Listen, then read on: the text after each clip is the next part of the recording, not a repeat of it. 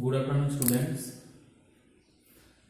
দেখো, তোমরা জানো যে আমরা একটা খুব খারাপ পরিস্থিতির মধ্যে দিয়ে যাচ্ছি। করোনার জন্য আমাদের সমস্ত স্কুল, কলেজ, টিউশন সব কিছু বন্ধ। তো এই মুহূর্তে আমাদের পড়াশুনো তো স্টপ থাকতে পারে না। বিশেষ করে তোমরা এবছর উচ্চ মাধ্যমিক পরীক্ষা দেবে, তোমাদের জন্য এই সময়টা খুবই ভাইটাল।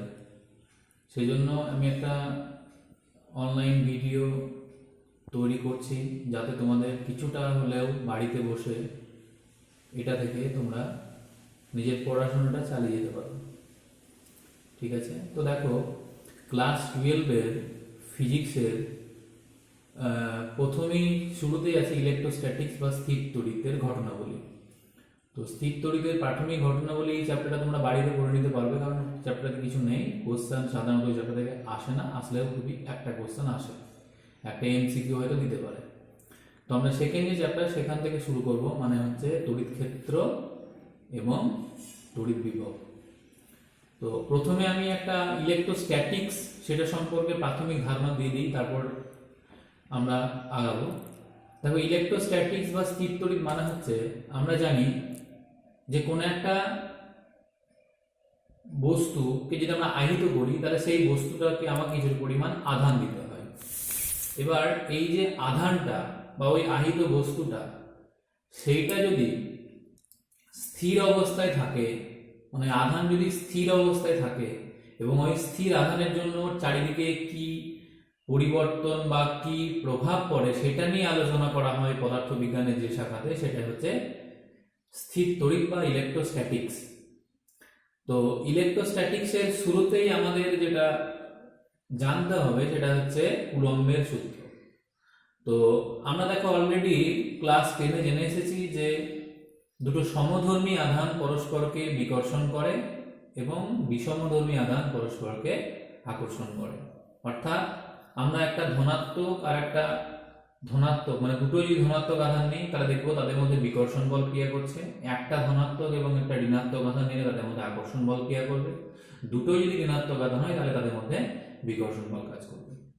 এবার এই যে আকর্ষণ বল বা বিকর্ষণ বল ক্রিয়া করছে, এই আকর্ষণ বা বিকর্ষণ বল কতটা পরিমাণ ক্রিয়া করছে সেটা পরিমাপ করার জন্য বিজ্ঞানী কুলম্ব একটা সূত্র দিয়েছিলেন।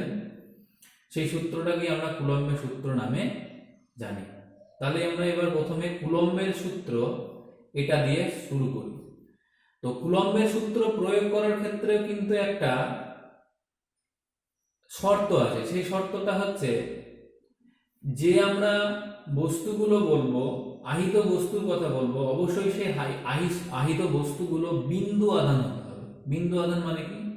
বিন্দু আধান মানে হচ্ছে যদি দুটো বস্তুর আকার বা আকৃতি তাদের পারস্পরিক দূরত্বের সাপেক্ষে নগণ্য হয়, তাহলে সেই সমস্ত বস্তুগুলোকে আমরা বিন্দু আধান হিসাবে ধরে নিতে পারি।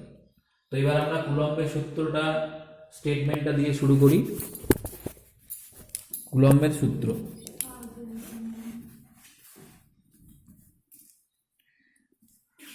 কুলম্বের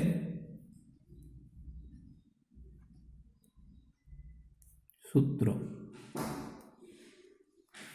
কুলম্বের সূত্র কি বলছে? বলছে আমরা যদি দুটো বিন্দু আধান নিই, বিন্দু আধান মানে বললাম যে সমস্ত বস্তুর আকৃতি তাদের পারস্পরিক দূরত্বের সাপেক্ষে নগণ্য হয়, তাদেরকে আমরা বিন্দু আধান বলি। তাহলে আমরা এখানে ধরে নেব যে এদের এই যে বিন্দু আধানগুলো, এদের আকৃতি, এদের যে পারস্পরিক দূরত্ব তার সাপেক্ষে নগণ্য। এবার এইখানে আমরা যে আধানটা নিলাম সেই আধানটাকে বললাম মনে করো Q1 আধান, আর এখানে যে বিন্দু আধানটা নিলাম সেটা মনে করো Q2 আধান। এদের পারস্পরিক দূরত্ব আমরা ধরে নিলাম R। তো কুলম্বের সূত্রের স্টেটমেন্ট বলছে যে দুটি বিন্দু আধানের মধ্যে আকর্ষণ বা বিকর্ষণ বলের মান আধান দুটির গুণফলের সমানুপাতিক এবং তাদের মধ্যবর্তী দূরত্বের বর্গের ব্যস্তানুপাতিক। আমি যদি এদের মধ্যে ক্রিয়াশীল আকর্ষণ বলটাকে আমরা F ধরে নিই, তাহলে এই F সমানুপাতিক বলতে পারবো আধান দুটির গুণফল Q1 × Q2 অবশ্যই যখন এদের পারস্পরিক দূরত্ব আর ধ্রুবক থাকবে। আর যখন আমরা ওদের আধানের মান ধ্রুবক রাখবো তখন দেখতে পাবো এই আকর্ষণ বা বিকর্ষণ বল, যেটাকে আমরা স্থির তড়িৎ আকর্ষণ বিকর্ষণ বল বলতে পারি, সেই স্থির তড়িৎ বলের মান তাদের পারস্পরিক দূরত্ব দ্যাট ইজ আর এর বর্গের ব্যস্তানুপাতিক হবে। তাহলে আর এর বর্গের ব্যস্তানুপাতিক হয়ে গেল, তাহলে এফ ভ্যারিজেস আমরা লিখতে পারছি 1/r²। তাহলে এখানে আমরা লিখতে পারবো F varies as Q1 Q2 by r², যখন Q1 Q2 আর সবগুলোই পরিবর্তনশীল। এবার এই যে সমানুপাতিক, এটাকে সমান করার জন্য একটা সমানুপাতিক ধ্রুবক নেব, সেটা মনে করো কে ড্যাশ। তাহলে এফ সমান হয়ে গেল কে dash into Q1 Q2 by r²। এইখানে যে সমানুপাতিক ধ্রুবকটা আমরা কে ড্যাশ নিলাম, সেই কে ড্যাশটা হচ্ছে একটা সমানুপাতিক ধ্রুবক, একে বলা হয় কুলম্বীয় ধ্রুবক, কুলম্বীয় ধ্রুবক বা কুলম্বিয়ান কনস্ট্যান্ট বলে। এই যে কুলম্বীয় ধ্রুবক, এইটার মান মনে রাখবা, আমরা এই দুটো আধানকে কোন মাধ্যমে রেখেছি, অর্থাৎ এই পারিপার্শ্বিক মাধ্যমটা কি, তার উপরে এই কে ড্যাশের মান নির্ভর করবে। আর কিসের উপর নির্ভর করবে? আর নির্ভর করবে আমরা এই Q1 Q2 আর এবং এফ, অর্থাৎ এই আধান পারস্পরিক দূরত্ব এবং তাদের মধ্যবর্তী বলকে আমরা কোন এককে প্রকাশ করছি, এসআই এককে না সিজিএস এককে, সেই সিস্টেম অফ ইউনিট, সেই সিস্টেম অফ ইউনিটের উপরেও কিন্তু এই কে ড্যাশের মান ডিপেন্ড করবে। তাহলে যদি কে ড্যাশের মান ওই সিস্টেম অফ ইউনিটের উপর ডিপেন্ড করে, পারস্পরিক মাধ্যমের উপর ডিপেন্ড করে, তাহলে অবশ্যই এই এফ এর মানটাও কিন্তু ওই সিস্টেম অফ ইউনিট কোন পদ্ধতিতে প্রকাশ করছি এবং পারস্পরিক মাধ্যম কি রেখেছি তার উপরেও কিন্তু এই বলের মান নির্ভর করবে। বেশ, তাহলে আমরা এখান থেকে যে কে ড্যাশ, সেই কে ড্যাশের মান আমরা যদি প্রথমেই এসআই পদ্ধতিতে ব্যাপারটাকে ভাবার চেষ্টা করি, তাহলে কি হচ্ছে দেখো, এসআই পদ্ধতিতে এই যে কে ড্যাশ, এটার মান হয় 1/4π এপসিলন, 1/4π এপসিলন, যেখানে এপসিলন হচ্ছে আমরা যে মাধ্যমে রাখলাম সেই মাধ্যমের তড়িৎভেদ্যতা। এপসিলন সমান হচ্ছে মাধ্যমের, যে মাধ্যমে আমি ওই আধান দুটোকে রেখেছি সেই মাধ্যমের তড়িৎ ভেদ্যতা। এখন যদি আমরা মাধ্যমটাকে শূন্য মাধ্যম নিই, তাহলে মনে রাখবা এই এপসিলনের জায়গাতে আমরা লিখতে পারবো epsilon is equal two epsilon 0 যখন মাধ্যম হবে বায়ু বা শূন্য মাধ্যম। তাহলে এপসিলন 0টাকে কি বলা হবে? এপসিলন 0টাকে বলা হচ্ছে শূন্য মাধ্যমে তড়িৎভেদ্যতা, শূন্য মাধ্যমের তড়িৎ ভেদ্যতা। তাহলে এপসিলন 0 হচ্ছে শূন্য মাধ্যমে তড়িৎ ভেদ্যতা। তাহলে শূন্য মাধ্যমের ক্ষেত্রে আমরা যেখানে কে ড্যাশ লিখেছি সেখানে কি লিখতে পারবো? 1/4π এপসিলন 0 লিখতে পারবো এখানে। তাহলে শূন্য মাধ্যমে বা বায়ু মাধ্যমে যা বলবে, শূন্য মাধ্যমে এফ সমান কি হয়ে যাচ্ছে এসআই পদ্ধতিতে 1/4π epsilon 0 Q1 Q2 by r²। আর যে কোনো আমরা অন্য কোনো একটা সাধারণ মাধ্যম যদি আমরা নিই যার ক্ষেত্রে তড়িৎ ভেদ্যতা এপসিলন, তাহলে সেই মাধ্যমের ক্ষেত্রে এফ সমান কি লিখতে পারবো? 1/4π epsilon Q1 Q2 by r²। এবার মনে রাখবা এই যে এপসিলন, সেই এপসিলন সমান আমরা লিখতে পারি 1/4π কে ইন্টু এপসিলন 0। এই এপসিলনের জায়গাতে আমরা কে ইন্টু এপসিলন 0 লিখতে পারি Q1 Q2 বাই r²। তাহলে আমরা কি লিখলাম? এপসিলন সমান হচ্ছে কে ইন্টু এপসিলন জিরো। এপসিলন জিরোটা কি? এপসিলন জিরো শূন্য মাধ্যমে তড়িৎভেদ্যতা, আর এপসিলনটা কি? আমরা ওই যে বিশেষ মাধ্যমটা ব্যবহার করলাম তার তড়িৎভেদ্যতা। এবার এই যে একটা ধ্রুবক আমরা গুণ করলাম, যে ধ্রুবকটাকে শূন্য মাধ্যমের তড়িৎভেদ্যতার সঙ্গে গুণ করলে পরে আমরা কোনো মাধ্যমের তড়িৎভেদ্যতা পাই, সেই যে ধ্রুবককে, এটাকে বলা হচ্ছে ওই মাধ্যমের পরাবৈদ্যুতিক ধ্রুবক। মাধ্যমের পরাবৈদ্যুতিক ধ্রুবক। তোমরা এখান থেকে বুঝতেই পারছো যে শূন্য মাধ্যমের ক্ষেত্রে কে এর মান 1, তাই শূন্য মাধ্যমের ক্ষেত্রে এপসিলন সমান হচ্ছে এপসিলন জিরো। শূন্য মাধ্যম ছাড়া যে কোনো মাধ্যমের ক্ষেত্রে কে এর মান সাধারণত 1-এর থেকে বেশি হয় এবং এটাকে আমরা কে দিয়ে প্রকাশ করে থাকি। বোঝা গেল? বেশ, এইবার এই যে এপসিলন জিরো আমরা বলছি শূন্য মাধ্যমের তড়িৎভেদ্যতা, এই এপসিলন জিরো এইটার আমরা একটা মানও পাবো, এর এককও পাবো, এর মাত্রাও পাবো।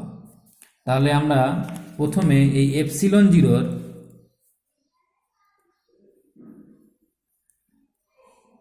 একক বের করার চেষ্টা করি। কি করে একক বের করছি দেখো, আমরা এখানে দেখো সবগুলোকে এসআই পদ্ধতিতে প্রকাশ করেছি। তাহলে পরে এখানে এফ এর একক কি হবে? নিউটন। কিউ ওয়ানের একক, কিউ টুর একক হবে কুলম, আর দৈর্ঘ্যের একক অবশ্যই হবে মিটার। তাহলে এই যে সমীকরণটা এফ সমান 1/4 pi epsilon zero Q one Q two by R square, এখান থেকে দেখো লেখা যায় এপসিলন জিরো সমান হচ্ছে এপসিলন জিরো সমান হচ্ছে, দেখো এপসিলন জিরোটাকে আমরা এদিকে নিয়ে চলে এলাম, তাহলে এপসিলন জিরো সমান কি হয়ে যাচ্ছে? Q one Q two by 4 pi epsilon জিরোর জায়গায় থাকলো শুধু 4 pi into F R square হয়ে গেল। তাহলে দেখো এপসিলন জিরোর একক কি হবে? এপসিলন জিরো এর একক সমান আমরা লিখতে পারবো, দেখো কিউ ওয়ান কিউ টু এর একক মানে হচ্ছে কুলম স্কোয়ার, কুলম স্কোয়ারকে শর্টে সি স্কোয়ার লেখা হয়, বাই 4 পাই তো এককহীন, এফ মানে নিউটন, এফ এর একক হচ্ছে নিউটন, আর দৈর্ঘ্যের একক হচ্ছে মিটার স্কোয়ার, তার মানে কি হলো? Coulomb square per newton metre square. এটাকে সমান লেখা যেতে পারে সি স্কোয়ার নিউটন ইনভার্স মানে coulomb square newton inverse metre to the power -2। এটা হচ্ছে এসআই পদ্ধতিতে এপসিলন জিরো এর বা শূন্য মাধ্যমে তড়িৎভেদ্যতার এককের একক। এবার চলে আসো এপসিলন জিরো এর মাত্রা।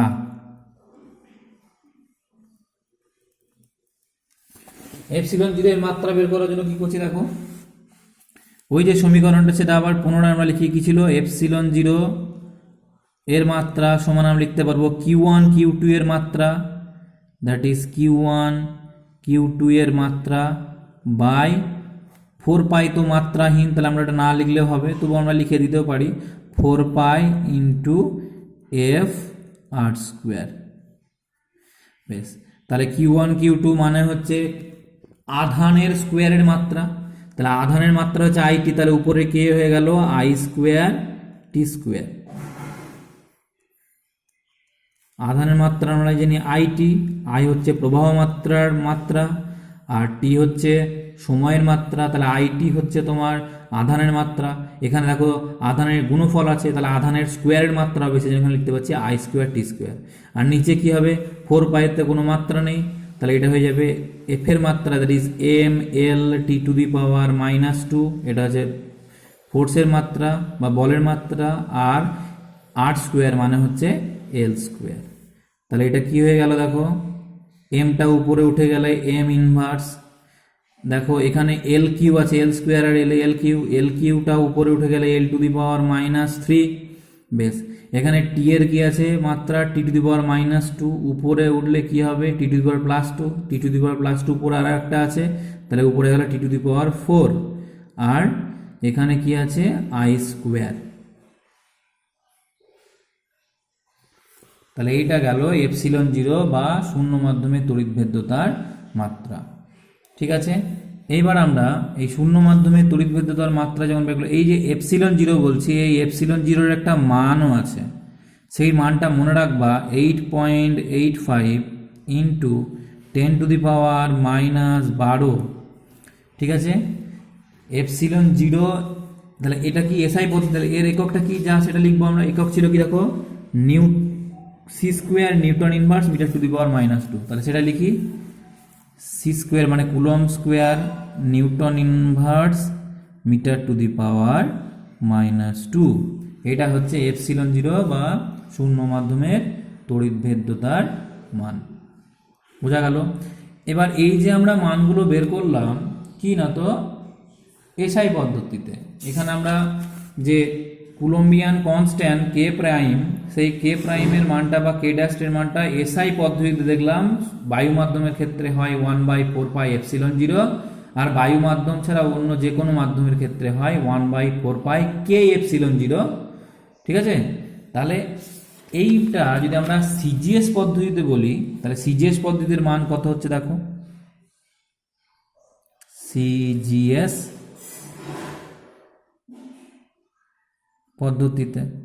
বেশ, সিজিএস পদ্ধতিতে দেখো এই কে প্রাইম যেটা আমরা বলছি, সেই কে প্রাইমের মান আমরা লিখতে পারবো 1/k। ঠিক আছে, এটা যে কোনো মাধ্যমের ক্ষেত্রে, সিজিএস পদ্ধতিতে যে কোনো মাধ্যমের ক্ষেত্রে, মানে সেটা অবশ্যই বায়ু মাধ্যম নয়, বায়ু মাধ্যম ছাড়া যে কোনো মাধ্যমের ক্ষেত্রে কে ড্যাশ সমান হচ্ছে 1/k। তাহলে আমরা তখন এফ এর মানটা কি লিখতে পারবো, এফ সমান লিখতে পারবো মানে দুটো আধানের মধ্যে ক্রিয়াশীল বল, সেটা কি হয়ে যাবে সিজিএস পদ্ধতিতে Q1 Q2/kr²। ঠিক আছে, এটা কোন এককে আসবে, এটা যে ডাইন এককে আসবে, কারণ সিজিএস পদ্ধতিতে বলের মান হচ্ছে ডাইন। বোঝা গেল? বেশ, Q1 Q2 এটা হচ্ছে আধান, আধানের মান তখন কোন এককে আসবে, আধান আসবে তখন ইএসইউ বা স্ট্যাট কুলম একক। আমরা জানি সিজিএস পদ্ধতিতে আধানের একক হচ্ছে স্ট্যাট কুলম বা ইএসইউ, আর দূরত্বকে প্রকাশ করতে হবে আমাকে সেন্টিমিটারে। বেশ, এটা গেল তোমার যে কোনো মাধ্যমের ক্ষেত্রে। এই যে কে বলছি, সেই কেটাই হচ্ছে যে মাধ্যমটা নিচ্ছি ওই মাধ্যমের তড়িৎভেদ্যতা। ঠিক আছে, ওই মাধ্যমের তড়িৎভেদ্যতা। বেশ, তাহলে এবার আমরা যদি এটা ওই যে কোনো মাধ্যমের পরিবর্তে শূন্য বা বায়ু মাধ্যম নিই, তাহলে সিজিএস পদ্ধতিতে মনে রাখবা বায়ু মাধ্যমের ক্ষেত্রে কে এর মান হয় 1। এটা হচ্ছে বায়ু মাধ্যম বা শূন্য মাধ্যমের ক্ষেত্রে কে এর মান মানে শূন্য মাধ্যমের তড়িৎভেদ্যতা সিজিএস পদ্ধতিতে হচ্ছে 1। আর এসআই পদ্ধতি কিন্তু সেটার একটা মান আছে, সেটা আমরা দেখলাম কত, সেটা হচ্ছে এপসিলন জিরো, যেটার মান হচ্ছে 8.85 × 10⁻⁻12 C square newton inverse metre to the power -2। কিন্তু সিজিএস পদ্ধতিতে বায়ু মাধ্যম বা শূন্য মাধ্যমের ক্ষেত্রে শূন্য মাধ্যমে যে তড়িৎভেদ্যতা, সেই কে এর মান হচ্ছে 1। তাহলে আমরা কে সমান যদি 1 বসাই, তাহলে আমরা দেখো এই সমীকরণটা কি পেয়ে যাচ্ছি, F = Q1 Q2 কি না তো r²। কে এর মান যেহেতু 1 বসালাম। এবার তোমরা একটা জিনিস খেয়াল করো, আমরা কিছুক্ষণ আগে বললাম যে কোনো মাধ্যমের শূন্য মাধ্যমের তড়িৎভেদ্যতার সঙ্গে ওই মাধ্যমের পরাবৈদ্যুতিক ধ্রুবক, এই যে শূন্য মাধ্যমের তড়িৎভেদ্যতার সঙ্গে ওই মাধ্যমের পরাবৈদ্যুতিক ধ্রুবক গুণ করলে পরে মাধ্যমটির তড়িৎভেদ্যতা পাওয়া যায়। ঠিক আছে, সিজিএস পদ্ধতিতে যেহেতু শূন্য মাধ্যমের তড়িৎভেদ্যতা এটার মান 1, এটার মান 1 হলে অবশ্যই শূন্য মাধ্যমের ক্ষেত্রে মানে সিজিএস পদ্ধতিতে যে কোনো মাধ্যমের পরাবৈদ্যুতিক ধ্রুবকের মান যা হবে তড়িৎভেদ্যতা তাই হবে। কেন? কারণ সিজিএস পদ্ধতিতে শূন্য মাধ্যমের তড়িৎভেদ্যতা 1। তাহলে আমরা কে সমান কি লিখতে পারবো, ওই মাধ্যমের তড়িৎভেদ্যতা বটে, আবার পরাবৈদ্যুতিক ধ্রুবকও বটে। এটা কিন্তু সিজিএস পদ্ধতিতে পরাবৈদ্যুতিক ধ্রুবক। তাহলে সিজিএস পদ্ধতিতে কোনো মাধ্যমের তড়িৎভেদ্যতা এবং পরাবৈদ্যুতিক ধ্রুবকের মান সমান, কিন্তু এসআই পদ্ধতিতে পরাবৈদ্যুতিক ধ্রুবক এবং তড়িৎভেদ্যতা আলাদা। তার কারণ হচ্ছে এসআই পদ্ধতিতে শূন্য মাধ্যমে তড়িৎভেদ্যতার একটা মান থাকে, শূন্য মাধ্যমে তড়িৎভেদ্যতার সঙ্গে কোনো মাধ্যমের পরাবৈদ্যুতিক ধ্রুবক গুণ করলে তবে ওই মাধ্যমে তড়িৎভেদ্যতা পাওয়া যায়। বোঝা গেল? সেজন্য এসআই পদ্ধতিতে কোনো মাধ্যমের তড়িৎভেদ্যতা এবং পরাবৈদ্যুতিক ধ্রুবকের মান আলাদা হয়। কিন্তু সিজিএস পদ্ধতিতে যেহেতু বায়ু মাধ্যম তথা শূন্য মাধ্যমের ক্ষেত্রে শূন্য মাধ্যম তথা বায়ু মাধ্যমের ক্ষেত্রে কি না তো তড়িৎভেদ্যতার মান এক হয়, তাই সিজিএস পদ্ধতিতে কোনো মাধ্যমের তড়িৎভেদ্যতা এবং পরাবৈদ্যুতিক ধ্রুবকের মান সমান। বেশ, এবার আমরা ধরো কোনো একটা এক্সপ্রেশন আমরা এসআই পদ্ধতিতে বলে দেওয়া আছে, সেটাকে আমরা সিজিএস এ কিভাবে প্রকাশ করব। দেখো সিজিএস এ কি পেলাম, সিজিএস এ পেলাম এফ ইজ ইকুয়াল টু যে কোনো মাধ্যমের ক্ষেত্রে F is equal to Q1 Q2 by K R square. আর এসআই পদ্ধতিতে যে কোনো মাধ্যমের ক্ষেত্রে কি পেয়েছি, F is equal to 1/4 pi K epsilon 0 Q1 Q2 by R square. তাহলে আমরা দুটো যদি তুলনা করি তাহলে দেখতে পারবো এখানে এসআই পদ্ধতি এখানে 4 পাই কে এপসিলন 0 লেখা আছে, সেখানে শুধুমাত্র কে লেখা আছে সিজিএস পদ্ধতির ক্ষেত্রে। তাহলে আমরা 4 পাই কে এপসিলন 0 এইটার সমান যদি আমরা কে বলি, তাহলে অবশ্যই দেখতে পাচ্ছ কে কে কেটে গেলে পরে কে তো ইউনিটের উপর ডিপেন্ড করছে না, কারণ কে একটা শুধুমাত্র মান থাকবে। তাহলে কে কে যদি আমরা কেটে যাই তাহলে কি হচ্ছে, এপসিলন 0 সমান হচ্ছে 1/4 পাই। তাহলে এসআই পদ্ধতিতে যে সমীকরণ আসবে সেই সমীকরণে এপসিলন 0 জায়গায় যদি আমরা 1/4 পাই বসিয়ে দিই, তাহলে সেই সমীকরণটা সিজিএস পদ্ধতিতে প্রকাশিত হয়ে যাবে। এটা হচ্ছে এসআই পদ্ধতিতে কোনো একটা সমীকরণকে সিজিএস পদ্ধতিতে প্রকাশ করার নিয়ম।